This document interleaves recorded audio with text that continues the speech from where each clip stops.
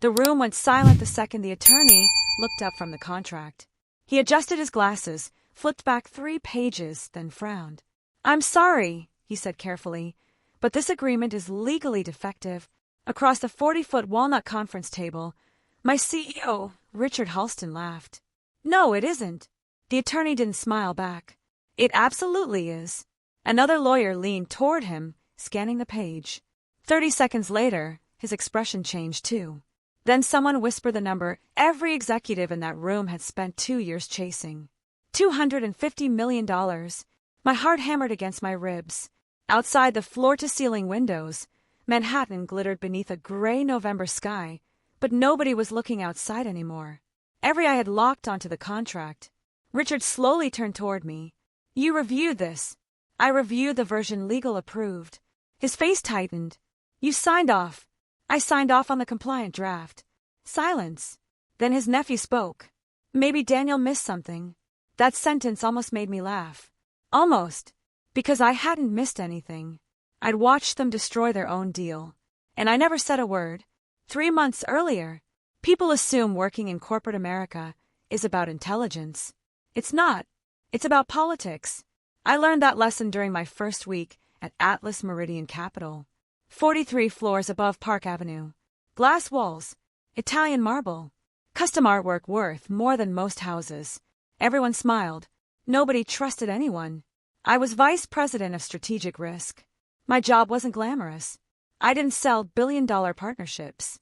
I didn't appear in magazine interviews. I didn't ring opening bells on Wall Street. I found disasters before they happened.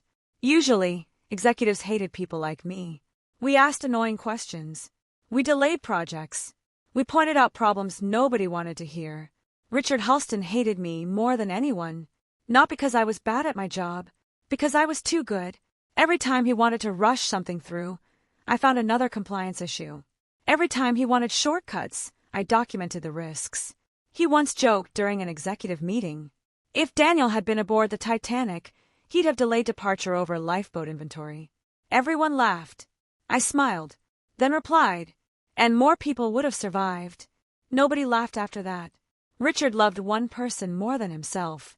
His nephew, Ethan Halston, 28 years old, MBA from a school nobody respected, 3 years at Atlas, promoted 6 times, no experience, no leadership skills, no accountability, but he had the last name. That was enough. Everyone knew it. Nobody dared mention it. Except me. Not publicly. I wasn't suicidal. But every report I submitted carried facts instead of opinions. Facts couldn't be argued. Not honestly. Ethan's projects exceeded budgets by 32%. Missed deadlines. Ignored procurement rules. Overrode legal recommendations. Every audit showed the same thing. The reports disappeared. Richard made sure of it. One Tuesday morning, my assistant Maya walked into my office holding coffee. "You should see this." She dropped a printed organizational chart on my desk. Someone had circled Ethan's name in red marker. Above it was written, "Future CEO." I sighed. "Who left this?" "Anonymous." I folded the paper. "They're trying to start something." "They don't have to." She leaned closer. "Everyone already knows." Maya had worked there 11 years. She knew every rumor before it became reality. If she looked worried, something bigger was coming. It arrived Friday morning. Richard called every executive into the boardroom. He stood beside a massive digital screen displaying one logo.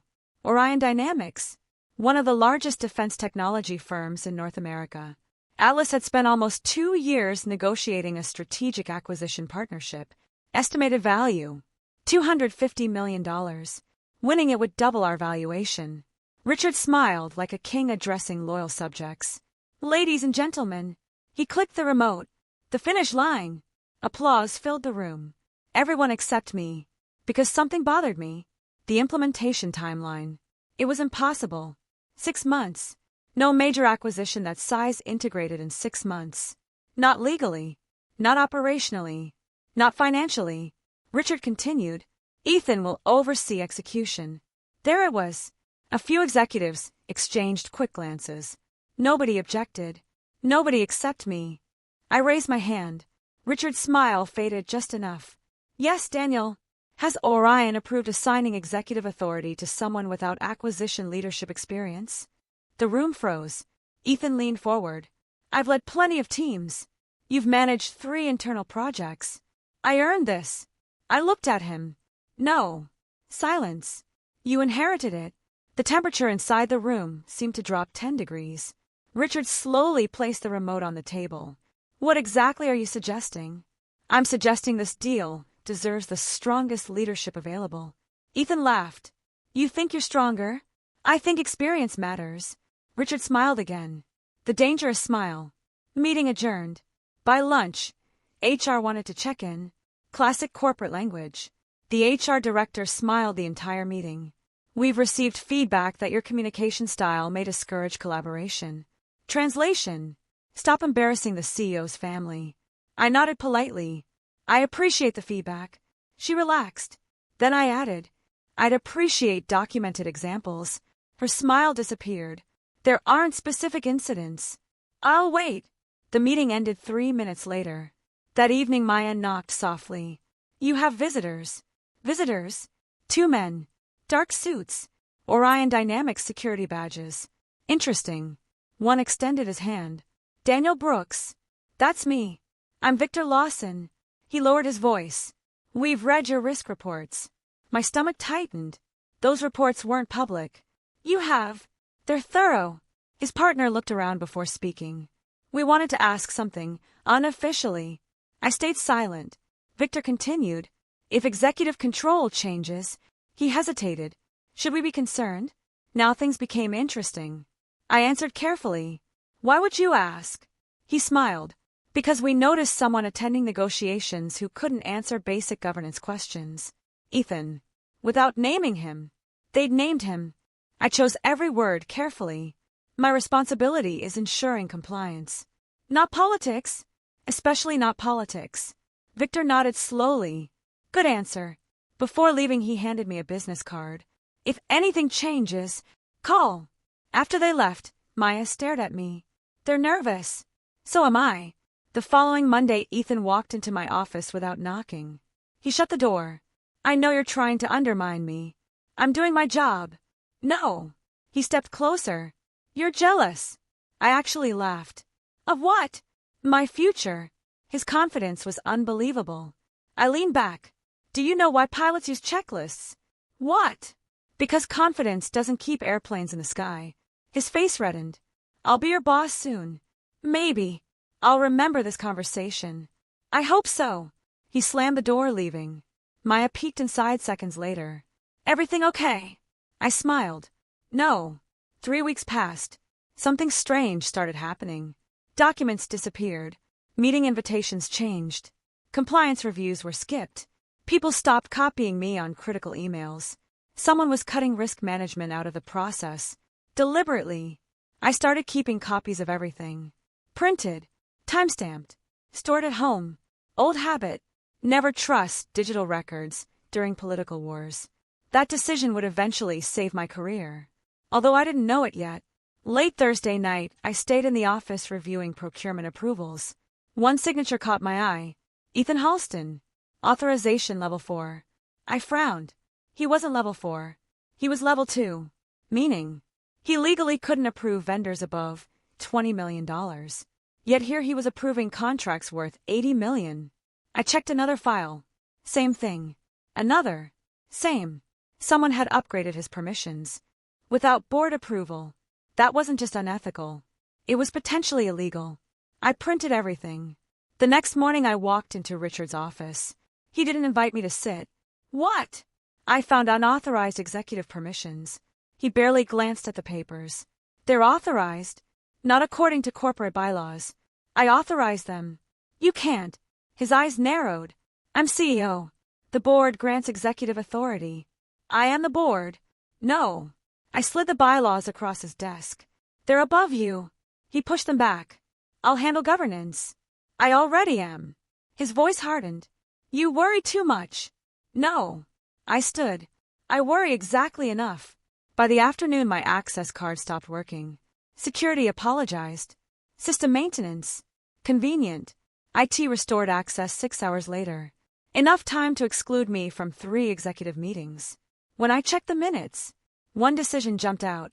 Ethan would become interim executive sponsor for the Orion acquisition. No board vote attached. No governance approval. Nothing. Just Richard's signature. I stared at the document, then slowly smiled, because I finally understood. Richard wasn't bending the rules anymore. He'd stopped believing they applied to him. People like that never notice the edge of the cliff. They only notice gravity. That weekend my wife Emma found me sitting at our kitchen table surrounded by binders. She poured tea beside me. "You've barely slept." "I know. Quit." I smiled weakly. "I can't. They'll destroy you." "Maybe." She looked at the papers. "What are you trying to prove?" I shook my head. "Nothing." "Then what?" "I'm trying to survive." She reached across the table and squeezed my hand. "I married you because you're stubborn. I thought it was my cooking." She laughed. "Definitely not your cooking." For a few minutes, the stress disappeared. Then my phone buzzed.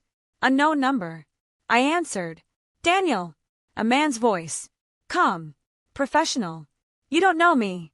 "Who is this?" "I'm calling because someone inside Atlas is rewriting approval records." Every muscle in my body tensed. "Who are you?" "I work where the records end up." "Accounting." "No." A pause. "External audit." I stood up so quickly my chair nearly fell over. "What did you find?" "We found signatures appearing before approvals existed."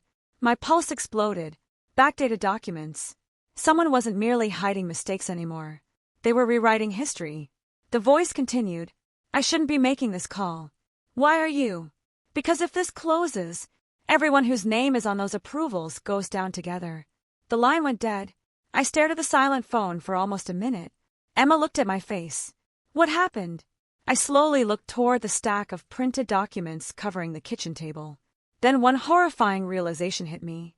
Someone had been quietly attaching my name to approvals I had never authorized.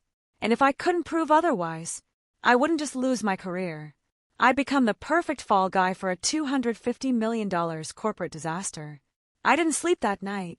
Every time I closed my eyes, I saw one thing. My digital signature. Not because I'd signed those documents, but because someone else had. If those approvals had been altered after the fact, proving my innocence wouldn't be enough. In corporate investigations, perception moved faster than facts. Once your name appeared in the wrong place, people assumed guilt first and asked questions months later. Emma found me sitting at the kitchen island just before sunrise. "You've been awake all night."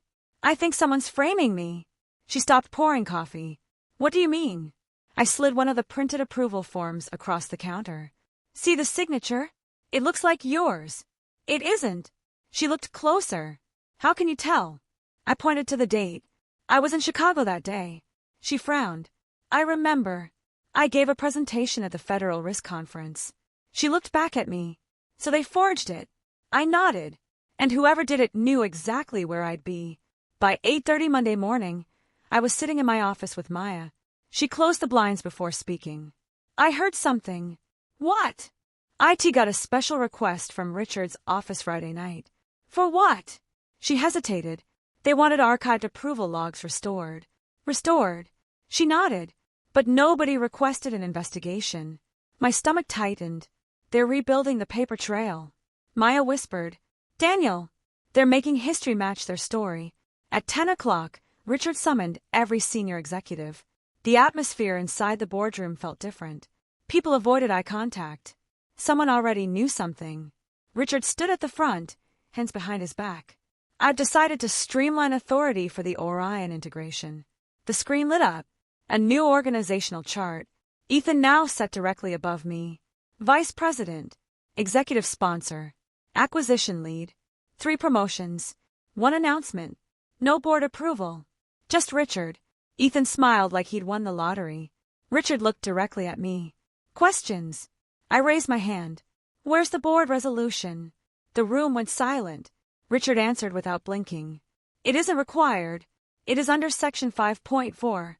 We've interpreted it differently." I almost laughed. Corporate governance wasn't open to interpretation. It either existed or it didn't. After the meeting, the CFO caught up with me in the hallway. Linda Alvarez had worked there longer than Richard. She rarely spoke unless it mattered. You've made powerful enemies. I noticed. She lowered her voice. Stop putting everything in email. I frowned. Why? Because emails disappear. She walked away before I could ask another question. That afternoon, I started checking the document management system. Something felt wrong. Folders I'd accessed dozens of times suddenly showed different modification dates. Approval histories had gaps. Entire audit trails had vanished. I called Marcus from IT. He'd been there 15 years. Marcus. Daniel. Has anyone been editing document histories? Silence. I can't answer that. You just did. Another pause. Then he quietly said, back up anything you still have. The line disconnected. By lunchtime, I had enough evidence to know one thing. Someone wasn't covering mistakes anymore. They were conducting a controlled cleanup. Every record that made Ethan look incompetent disappeared. Every document supporting Richard's decisions became cleaner. More organized. Perfect. Too perfect. Real companies are messy. Perfect records usually mean someone edited reality. That evening I drove to a small steakhouse in White Plains. Victor Lawson from Orion had asked to meet privately. He was already sitting in a back booth. No company phones. No witnesses. No notes. That alone told me how serious things had become. He slid a folder across the table. We received these Friday. Inside were revised governance documents, executive authority charts, approval matrices. Every page listed Ethan as executive sponsor. 3 months before he'd actually been appointed. I looked up. These are impossible. Victor nodded. We know. You verified? We compared them against originals. My heartbeat quickened. They're different. Victor leaned forward. Daniel, someone inside Atlas is rewriting your corporate history. I closed the folder. Why tell me? He didn't hesitate. Because we think you're the only executive who isn't compromised. That wasn't comforting. That meant everyone else might already be. When I returned home, my security camera notification flashed. Someone had approached my front door. Not once. Twice. I opened the recording. A man in a dark jacket stood there for nearly 2 minutes. He never rang the bell. Never knocked. Just looked at the house. Then walked away. Emma watched beside me.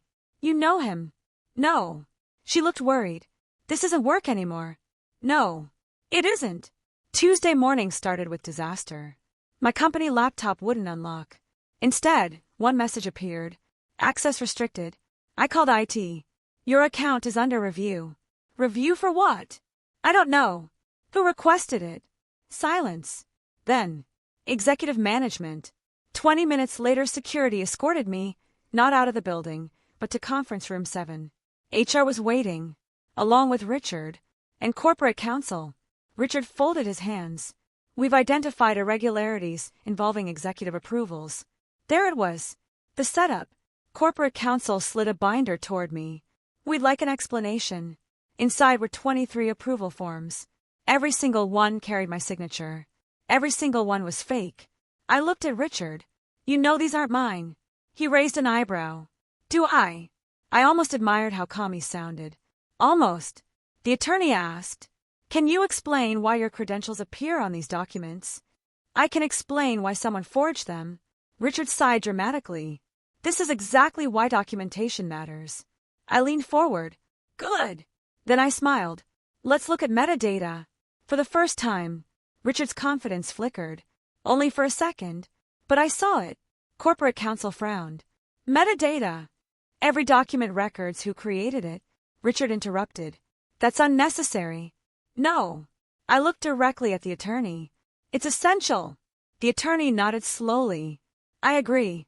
Richard shifted in his chair. That tiny movement told me everything. The meeting ended without conclusions, which surprised Richard. He expected a confession. Instead, he got a delay. And delays create opportunities. Outside the conference room, Maya caught up with me. They searched your office. What? They copied your hard drive. Anything missing? She looked down. Your paper files. I stopped walking. What paper files? The compliance binders. Cold spread through my chest. The originals.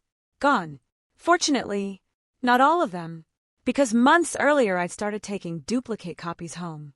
Paranoia suddenly looked like preparation. That night I opened the fireproof safe in my garage. Inside were 8 binders. Time-stamped. Numbered. Every compliance review. Every email. Every handwritten meeting note. Emma looked over my shoulder. You kept everything. I trusted no one. She smiled sadly. I used to think that was unhealthy. And now, I'm buying another safe. Wednesday brought another surprise. Linda, the CFO, invited me to lunch. No restaurants. No office cafeteria. Instead, we met in a quiet public park. She handed me a brown envelope. I shouldn't have this. Inside, board meeting minutes. Real board meeting minutes. Not the edited versions circulating internally. I flipped through them. There it was. Agenda Item 7. Proposal to elevate Ethan Halston's executive authority. Outcome. Rejected unanimously. I looked at Linda. They voted no. She nodded. 3 months ago. But Richard promoted him anyway. Yes. Without authority. Yes. I looked back down. So every contract Ethan signed. She finished my sentence. May be legally unenforceable. Neither of us spoke for several seconds. Because we both understood what that meant. Not just one agreement. Potentially hundreds of millions in contracts. Linda stared across the park. You know why I stayed quiet? I shook my head. My husband has Parkinson's. Her voice cracked slightly. I couldn't lose my insurance. That answer hit harder than anything she'd said. People like Richard relied on fear. Not loyalty. Fear. Back at the office, Ethan burst into my office without warning. I know you've been talking to Linda. I talk to lots of people. He slammed both hands onto my desk. You think you're smarter than me?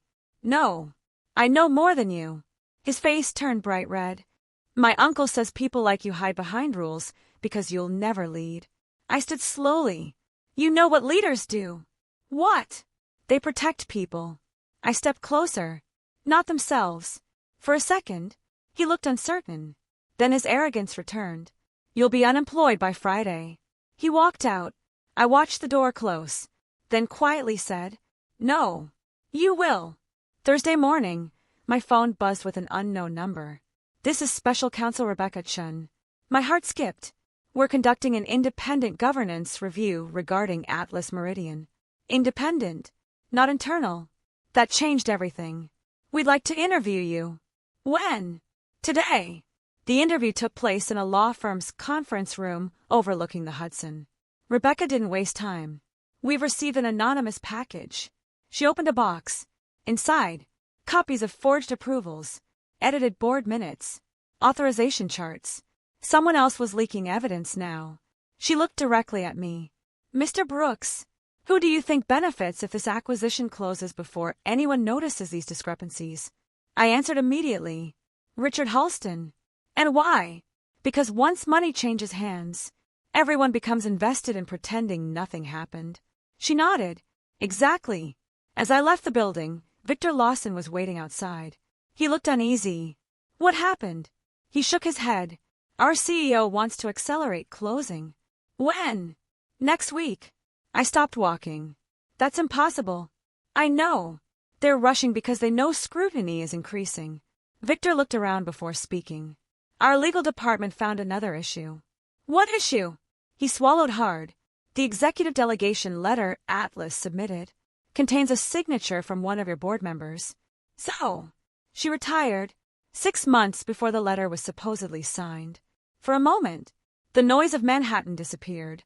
Taxis, sirens, people, everything faded. Because if that signature was fake, this wasn't corporate misconduct anymore.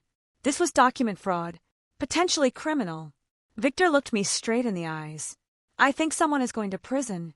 I looked toward Atlas's glass headquarters, towering over Park Avenue. Richard believed he controlled every piece on the board. He thought I was defending myself. He had no idea. I had just realized something far more important. I didn't need to expose him. I only needed to let him keep moving. Because every forged document, every unauthorized promotion, every illegal signature, was another move in a game he thought he was winning. And eventually, he was going to place his own king in check. The first FBI agent didn't introduce himself. He simply held up a badge. Daniel Brooks. Yes. We'd like 10 minutes. I glanced past him. A second agent stood near the elevator, pretending to read something on his phone. People in expensive suits walked by without noticing. Corporate America has a strange talent for ignoring obvious danger. I stepped aside. My office. The older agent shook his head. No. He looked around the hallway. Too many years. We crossed the street to a quiet coffee shop that opened before sunrise. The older agent ordered black coffee. The younger one never sat down. He watched the entrance instead. Finally, the older agent slid a business card toward me. Supervisory Special Agent Michael Torres. White-collar crime. He opened a thin folder. We're not here to accuse you. Then why am I here? Because your name appears in 3 different investigations. I stared at him. 3. He nodded. Securities. He raised one finger. Document fraud. A second finger. Federal contracting compliance. A third. The Orion deal touched government technology. That made everything far bigger than I had imagined. Torres leaned forward. We've already spoken to Orion. I stayed quiet. And several Atlas employees. Who? I can't answer that. Fair enough. Then he asked the question I knew was coming. Do you believe Richard Halston intentionally exceeded his authority? I didn't answer immediately.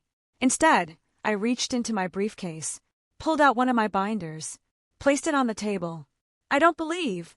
I pushed it toward him. I document. By lunchtime, my office felt different. People stopped talking when I walked past. 2 vice presidents suddenly found reasons to avoid eye contact. One director actually turned around and walked the other way. Rumors spread faster than emails. Someone knew investigators were asking questions. Maya closed my office door. You've become today's gossip. What version? There are 5. I smiled. Only 5. She counted on her fingers. 1 says you're resigning. 2 says you're getting promoted. 3 says you're working for Orion. 4 says Richard suspended you. And 5. She hesitated. 5 says the FBI questioned Richard. That caught my attention. Who started that? No idea. Interesting. Because I hadn't told anyone about my meeting. Neither had the agents. Which meant someone else had seen them. At 2 o'clock, an email hit every executive inbox. Mandatory board meeting. Friday, 9 a.m. Attendance required. No agenda attached. That never happened. No agenda meant one thing. Something serious. An hour later, Linda walked into my office carrying 2 folders. She looked exhausted. I've made a decision. What kind? She placed both folders on my desk. I'm done protecting him. Inside, expense reports, private flight invoices, executive bonuses, consulting payments. One company name appeared again and again. Halcyon Advisory Group. I'd never heard of it. What is this? Linda gave a tired laugh. Look at the owner. I flipped to the corporate registration. Owner, Ethan Halston. I looked back at her. The company receiving consulting payments belongs to Richard's nephew. She nodded. $28 million. I checked again. Sure enough, over 18 months, Atlas had quietly paid Ethan's private company $28 million for strategic consulting. I almost laughed. What strategy? Linda smiled without humor. I've been wondering that myself. That evening I stayed late. Not because I had work. Because I wanted to see who stayed late with me. Corporate buildings reveal their secrets after 6 o'clock. Cleaning crews. Security. Executives who don't want witnesses. At 7:30, Richard walked out of the executive suite. He wasn't alone. Ethan followed. Neither noticed me standing in the shadow near the archive room. Richard spoke first. You destroyed every original? Ethan nodded nervously. I think so. You think? There might be 1 or 2. Richard grabbed his arm. There cannot be 1 or 2. I know. You know. Richard's voice stayed calm. That frightened me more than shouting would have. If this deal falls apart, you lose a promotion. He leaned closer. I lose everything. For the first time, I saw fear. Real fear. Not anger. Fear. They walked away. I waited another 30 seconds before moving. Then quietly entered the archive room. One cabinet drawer wasn't fully closed. Inside sat several document boxes, waiting for destruction. Corporate policy required shredding after digital storage. I opened the first box. Nothing. Second. Nothing. Third. I froze. Original board attendance sheets. Handwritten signatures. Voting records. The originals Richard thought had disappeared. Somebody had forgotten one box. I grabbed my phone. Photographed every page. Every signature. Every timestamp. Then carefully returned everything exactly as I'd found it. Sometimes the smartest move isn't taking evidence. It's proving you had access to it before someone else destroys it. Friday morning arrived. Boardroom. 9 a.m. Everyone looked tense. Even Richard. The 12 board members filled one side of the table. Executives lined the other. Richard stood. I've called this meeting to address recent distractions. Distractions. Interesting choice of words. He clicked the remote. A slide appeared. Organizational stability plan. Translation. Damage control. He smiled confidently. We've experienced attempts to undermine executive leadership. Without saying my name, he pointed directly at me. Richard continued. Unfortunately, misinformation has affected employee confidence. Then came the part I'd expected. As of today, Daniel Brooks is relieved of all acquisition responsibilities pending internal review. Silence. He looked at me. Any questions? I stood slowly. Just one. He folded his arms. Go ahead. I reached into my briefcase, removed a thin blue folder. I'd like the board secretary to verify something. The secretary accepted it, opened the folder. Her expression changed immediately. She looked toward Richard. Where did you get these? Richard frowned. What is it? She held up one page. The original voting record. The room froze. Richard's face lost color. Only slightly, but enough. Board chairman Harold Whitmore adjusted his glasses. I thought these records were archived. They were. I answered calmly. Until someone attempted to replace them. Richard interrupted. That's speculation. No. I slid another document forward. That's metadata. The chairman looked between both papers. Then at Richard. Would you like to explain why these versions are different? Richard opened his mouth. Nothing came out. Before anyone else could speak, the conference room door opened. Corporate counsel stepped inside. Behind her, Rebecca Chun, the independent investigator. And behind her, Agent Michael Torres. Nobody had expected federal agents. Not even me. Richard blinked twice. What is this? Rebecca answered. An interruption. Torres added. And possibly a rescue. The chairman stood. Excuse me. Torres displayed his credentials. We have reason to believe decisions affecting the Orion transaction were made without lawful authority. Nobody breathed. Richard recovered first. This is outrageous. Torres looked at him. Is it? Rebecca opened a large evidence binder. We've confirmed 3 separate governance failures. She turned one page. Unauthorized executive promotions. Another page. Backdated delegation letters. Another. Altered board records. Then she looked directly at Ethan. Mr. Halston, did you know your authority had never been approved by this board? Ethan looked toward Richard. His uncle didn't answer. That silence said everything. The board chairman slowly removed his glasses. He looked 20 years older than he had an hour earlier. Richard, tell me she's wrong. Richard straightened his tie. This is being exaggerated. Answer the question. No response. Harold repeated himself. Did this board approve Ethan's authority? Still nothing. Linda quietly slid one more folder across the table. I think this belongs here. The chairman opened it. Expense records. Halcyon Advisory Group. $28 million. His eyebrows shot upward. What is Halcyon? Nobody answered. Linda did. Ethan's company. Every head turned toward Ethan.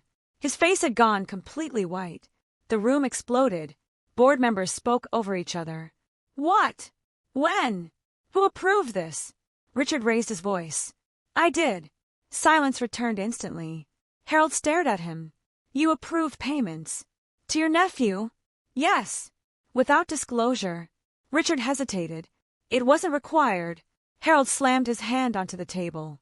It absolutely was. For the first time in 15 years, Richard Halston looked small. Not weak. Small. The illusion had cracked. Everyone could see it. Then came the moment none of us expected. Ethan stood up. I didn't ask for any of this. Richard turned sharply. Sit down. No. You don't understand. I understand perfectly. Ethan's voice shook. I thought you had approval. Richard whispered. Ethan, stop talking. I trusted you. The words hung in the air. Not angry. Not dramatic. Just broken. Watching Ethan realize he'd spent years believing his uncle's lies was strangely painful. He wasn't innocent. Far from it. But for the first time, he looked less like a villain, and more like a spoiled son discovering his father had built their entire life on fraud. Torres finally spoke again. We're not making arrests today. Richard almost smiled.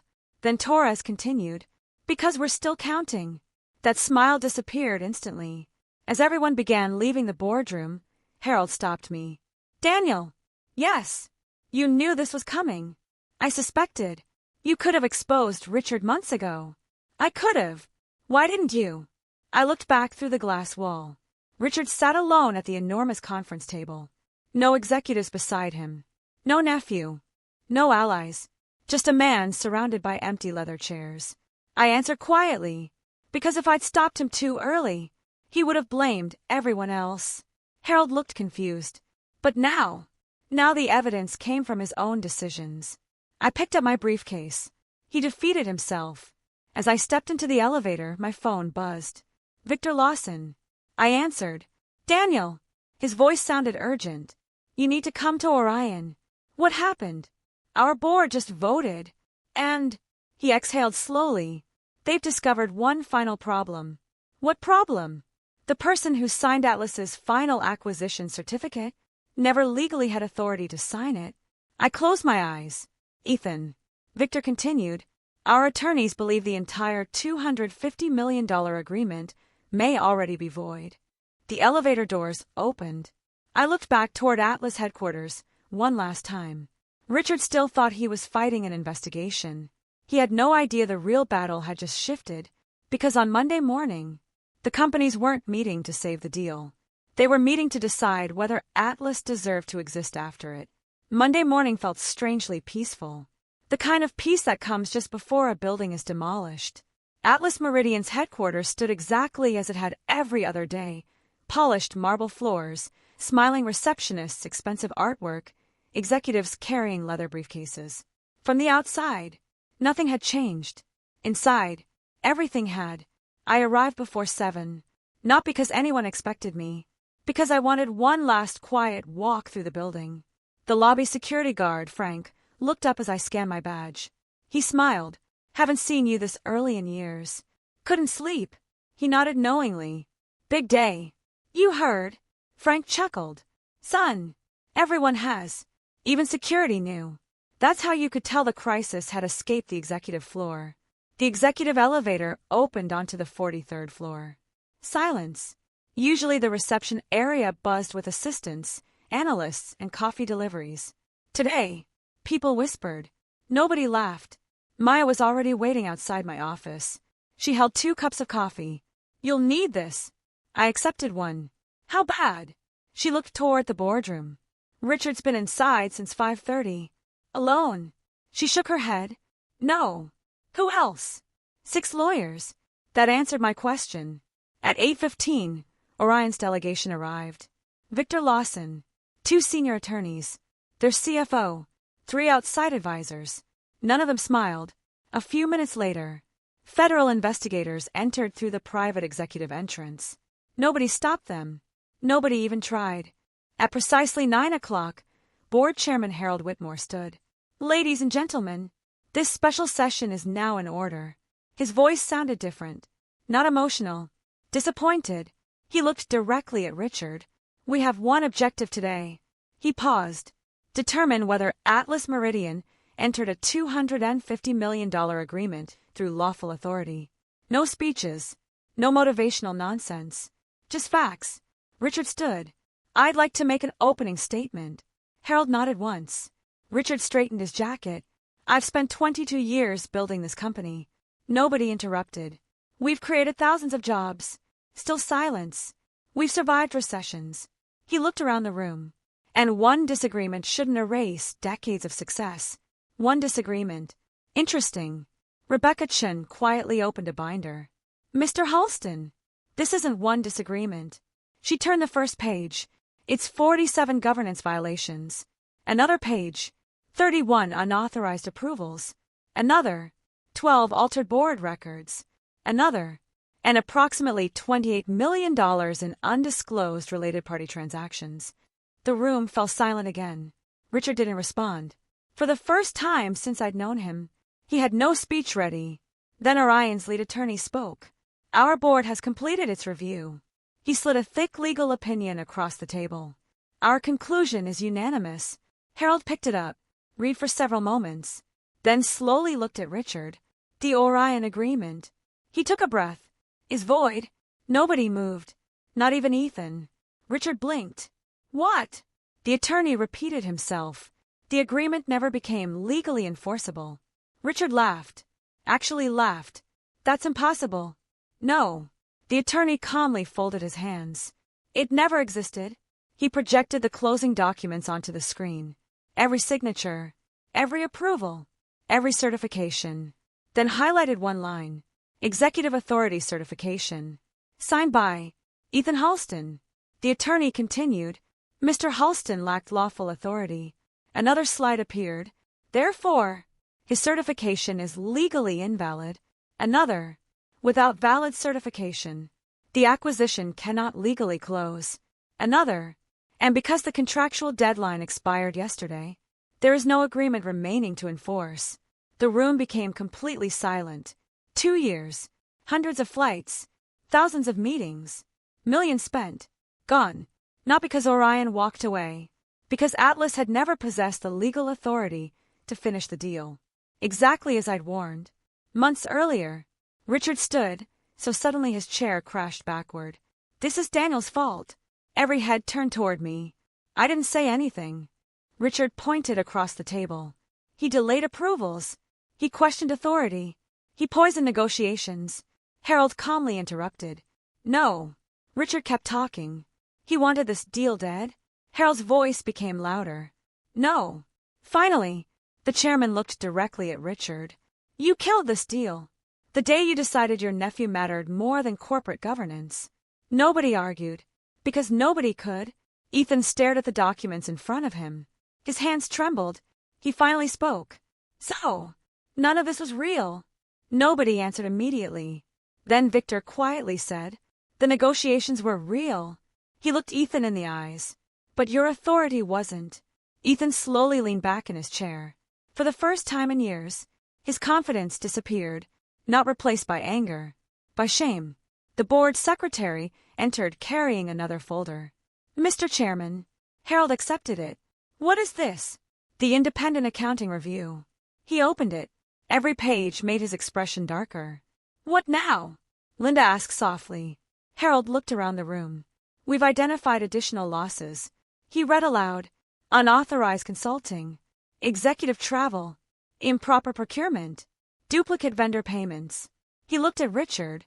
Estimated financial exposure. He paused. $68 million. Gasps echoed around the room. The Orion deal had hidden something much larger. It wasn't just one bad decision. It had become the perfect distraction while money quietly disappeared elsewhere. Rebecca Chun stood. I believe we have enough information. Agent Torres nodded. So do we. Richard finally understood. He looked toward his attorneys. None of them spoke. He looked toward Ethan. His nephew couldn't even meet his eyes. He looked toward the executives. Every single one avoided him. Power doesn't disappear gradually. It disappears all at once. Harold placed both hands on the conference table. As chairman, I move to terminate Richard Halston's employment for cause. A board member immediately said. Second. Harold looked around the table. All in favor. One hand. Then another. Then another. 12. Unanimous. 22 years ended in less than 15 seconds. Richard stared at the board. You can't do this. Harold answered quietly. We already did. Corporate security entered. Not aggressively. Professionally. One officer stepped forward. Mr. Halston. We'll escort you to collect your personal belongings. Richard didn't move. He looked at me instead. You think you won? I finally answered. No. His eyebrows lifted. I think the company survived. As security escorted Richard toward the door, he stopped beside Ethan. For a moment, I expected an apology or encouragement. Instead, he whispered, "I was doing this for you." Ethan looked up with tears in his eyes. "I never asked you to lie." Richard opened his mouth. Nothing came out. Then security guided him out of the room. The door closed behind him. And just like that, the most powerful man in the company was gone. Nobody celebrated. Real victories rarely look like movies. They look like exhausted people sitting in uncomfortable chairs, realizing the crisis is finally over. Later that afternoon, Harold asked me to stay behind. Only 4 people remained. Harold, Linda, Rebecca, me. Harold folded his hands. "I owe you an apology." "You don't." "Yes." He smiled sadly. "We should have listened months ago." I shrugged. "You listened today." He nodded. "Because today we had proof." That was fair. He slid a folder toward me. Inside, a formal offer. Chief Governance and Risk Officer. I looked up. "You want me to replace Richard?" Harold laughed. "No. We want you to make sure nobody like Richard can ever build another empire inside this company." I didn't answer immediately, because 6 months earlier, that would have been my dream job. Now, I wasn't sure. That evening I drove home before sunset. For the first time in weeks, Emma opened the front door before I reached it. She studied my face. "So?" I smiled. "It's over." She wrapped her arms around me, completely silent. Neither of us needed words. A week later the headlines finally appeared. CEO removed after governance investigation. $250 million acquisition collapses. Federal authorities expand corporate fraud probe. My name appeared only once. One sentence. An internal executive raised governance concerns before the transaction collapsed. No interviews. No television appearances. Exactly how I wanted it. 3 months later, Atlas looked different. Open meetings. Independent oversight. Board approval for every executive promotion. Mandatory ethics reviews. Transparent procurement. People complained about the paperwork. I smiled every time I heard it. Rules only feel inconvenient. Until the day they save a company. Linda became interim CFO permanently. She later told me her husband had started a promising new treatment. She cried when she thanked me. I reminded her. She'd been the one brave enough to hand me the board minutes. Without her, none of this would have happened. Maya accepted a promotion to Director of Executive Operations. On her first day, she placed an old framed organizational chart on my desk. The same one someone had anonymously left months earlier. Future CEO. Except this time she'd crossed out Ethan's name. Underneath, she'd written in black marker, "Merit wins." I laughed harder than I had in months. As for Ethan, I didn't see him again until nearly a year later. I was leaving a conference in Boston when someone called my name. He looked different. No designer suit. No expensive watch. Just a plain navy jacket and a laptop bag. "You have a minute." We found a quiet bench outside the convention center. He stared at the ground. "I hated you." "I know. I thought you were trying to ruin my career." I waited. Then he smiled weakly. "You were trying to save me." I didn't answer. Because he was finally telling himself the truth. He took a deep breath. "I got another job." "Doing what?" "Project management." "No executive title." He laughed. "No. How's it going?" He looked surprisingly happy. "I'm learning." There was something genuine in his voice I'd never heard before. "Turns out, it's easier to earn respect than inherit it." I smiled. "It lasts longer, too." Before leaving, he held out his hand. "I'm sorry." I shook it. "So am I." Not because I'd lost. Because none of it had ever needed to happen. Sometimes people ask whether I regret staying quiet as long as I did. They assume I had some brilliant master plan. I didn't. I simply understood something Richard never did. In chess, you don't win by knocking over every piece. You win when your opponent has no legal move left. Richard believed power meant changing the rules. He thought titles could replace authority. He thought family loyalty mattered more than corporate governance. Every illegal promotion, every forged signature, every shortcut, every favor, every lie. He called them smart moves. I called them evidence. I never exposed him. I never trapped him. I simply refused to stop him from making one bad move after another. By the time the board looked down at the chessboard, There was only one move left. Not mine. His. And when Orion declared the $250 million agreement void because the wrong person had signed it, the game ended exactly the way it had always been destined to. Not with revenge. Not with shouting. Not with handcuffs. But with the one thing Richard never believed could defeat him. The rules.